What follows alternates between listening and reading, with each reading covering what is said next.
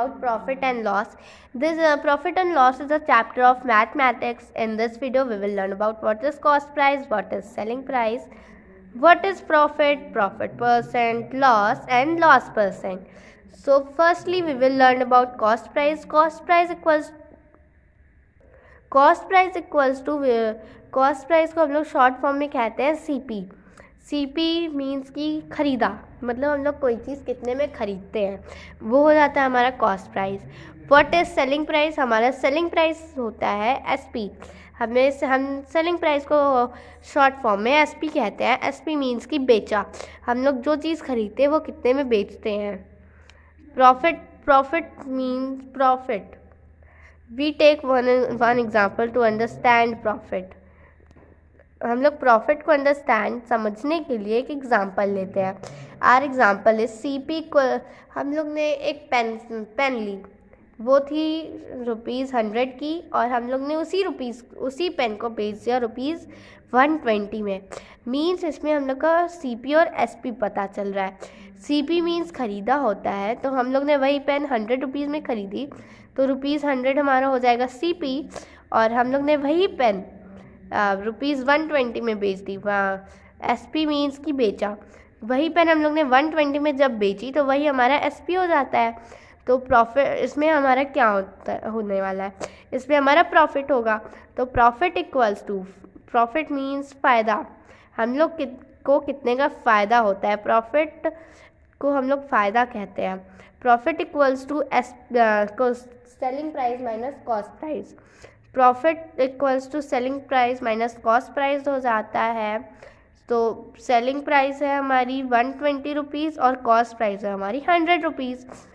हमारी जब selling price ₹120 और कॉस्ट प्राइस ₹100 है तो selling price minus cost price करेंगे तो आ जाएगा आंसर ₹100 का. ₹20 का हमें प्रॉफिट हुआ. And then we will take another example to understand about loss.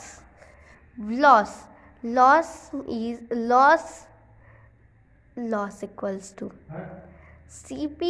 हम लोग ने एक पेंसिल खरीदी, वो थी ₹100 की और वही हम लोग ने बेच दिया. वही पेंसिल बेच दी हम लोग ने ₹70 में. तो मुझे वो पेंसिल अच्छी नहीं लगी तो मैंने उसे अपनी फ्रेंड्स को दे दी. तो इसमें हमारा कॉस्ट प्राइस ₹100 है और सेलिंग प्राइस ₹70 है.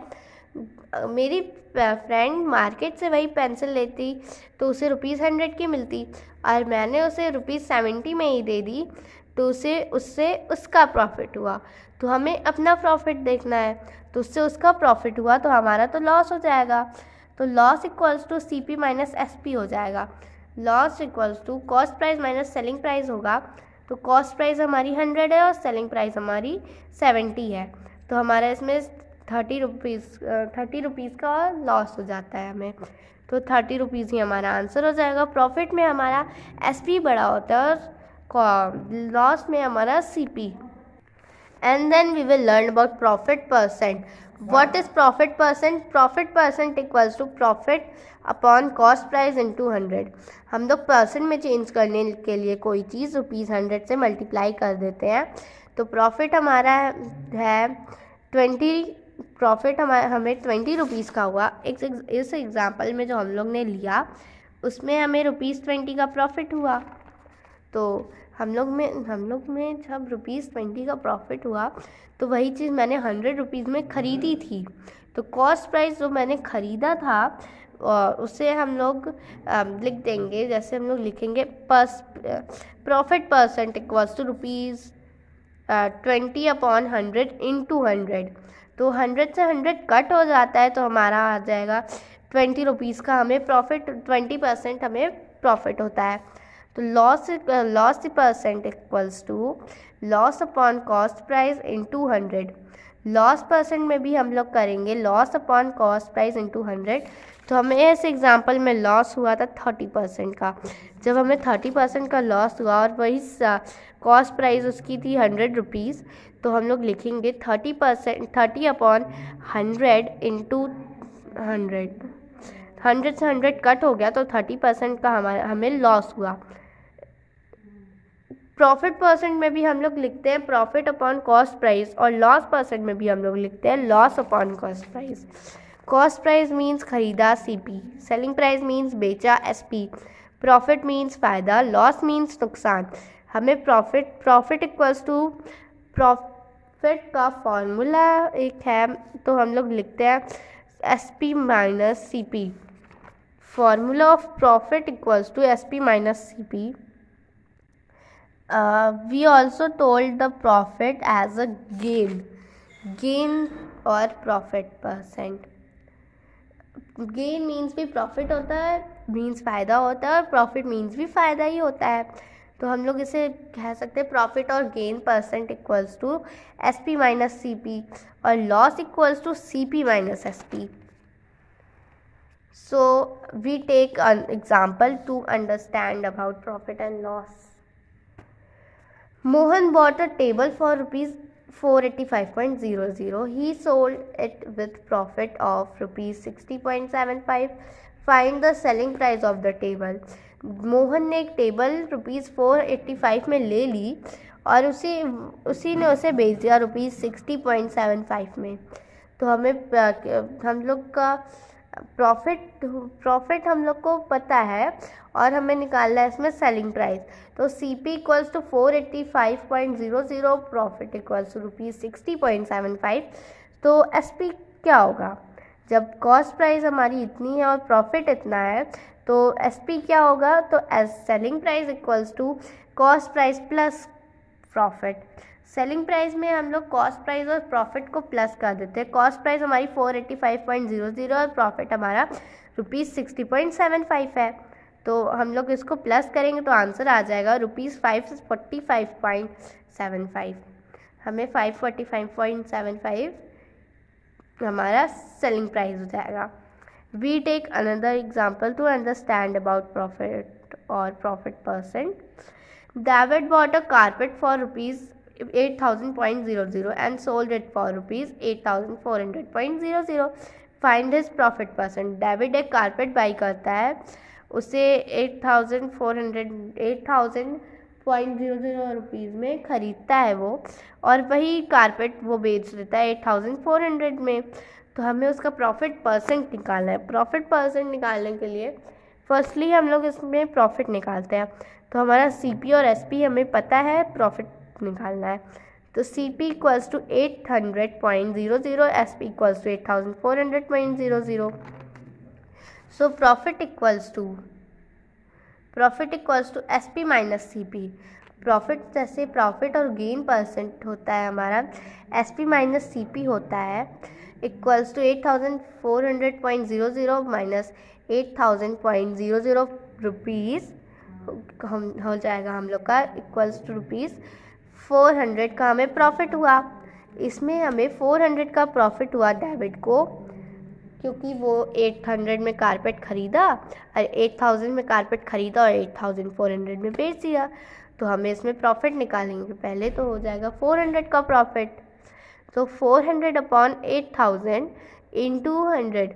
तो हम लोग ने जैसे पता है प्रॉफिट परसेंट निकालने के लिए profit upon cost price into 100 होता है। प्रॉफिट है हमारा 400, कॉस्ट प्राइस है हमारा 8,000। तो 400 अपॉन 8,000 इंटू 100 कर देंगे, तो 100 से 8,000 कट हो जाएगा। 180 जा 8,000 हो जाएगा, एंड 80 से 400 कटेगा। 85 जा 400 होता है, इक्वल्स टू 5% हमारा आंसर हो जाएगा। And then we take another example to understand about loss और loss percent. Mr. Sharma bought a cupboard for rupees 3,200 and sold it for rupees 3,100.104. Find her loss percent. Mrs Sharma ने cupboard खरीदा, वो उन्होंने 3,200 में cupboard ख़रीदा और उसे बेचा भी। तो बेचा उन्होंने रुपीज़ 3,104 में। तो इसमें हम लोग को लॉस परसेंट निकालना है। तो लॉस परसेंट निकालने के लिए पहले हम लोग लॉस निकालेंगे। तो इसमें हम लोग का CP है, CP इक्वल्स टू लॉस। तो फर्स्टली लॉस निकालना है, तो हो जाएगा हमारा CP equals to means cost price equals to, इसमें कॉस्ट प्राइस है हमारी 3200 रुपीज़ 3200 हमारी कॉस्ट प्राइस है, और SP है हमारी ₹3104। तो कॉस्ट प्राइस और SP हमें पता और हमें निकालना है loss. So loss equals to CP, so loss equals to CP minus SP हो जाएगा। CP माइनस SP जब होगा तो हमारा आ जाएगा 3200 माइनस 3104 इक्वल्स टू हो जाएगा 3104। तो 3200 माइनस 3104 हो जाएगा। तो लॉस हो जाएगा हमें ₹96 का, 96 रुपीज़ का हमें लॉस हो जाएगा। तो लॉस परसेंट कितना होगा, तो हमें इसमें लॉस परसेंट निकालना है, लॉस परसेंट निकालना है। तो loss percent equals to loss upon cost price, loss upon cost price into 100। तो हमारा लॉस है ₹96 का, और कॉस्ट प्राइस हमारी थी ₹3200 की, 3200 इंटू 100 कर देंगे हम लोग। एंड देन हाँ, यहाँ पे 100 है और यहाँ पे 3200 है, तो 20 से 20 कट हो जाएगा। 20 से 20 जब कट होगा तो 32 से 96 भी कट हो जाएगा। 32 3 जा 96 होता है, तो यहाँ पे 1 बचा। यहाँ पे जब 1 बच गया तो हम लोग करेंगे 3 इंटू 1 कर देंगे, क्योंकि यहाँ पे मल्टीप्लाई का साइन है और यहाँ पे 3 है, यहाँ पे 1 बचा है। तो हम लोग 3 इंटू 1 करेंगे तो आ जाएगा 3 आएगा हमारा आंसर। तो 3% हो जाएगा हमारा आंसर, हो जाएगा loss percent equals to 3% answer. Please like, subscribe, share and comment on our channel. Thanks for watching this video.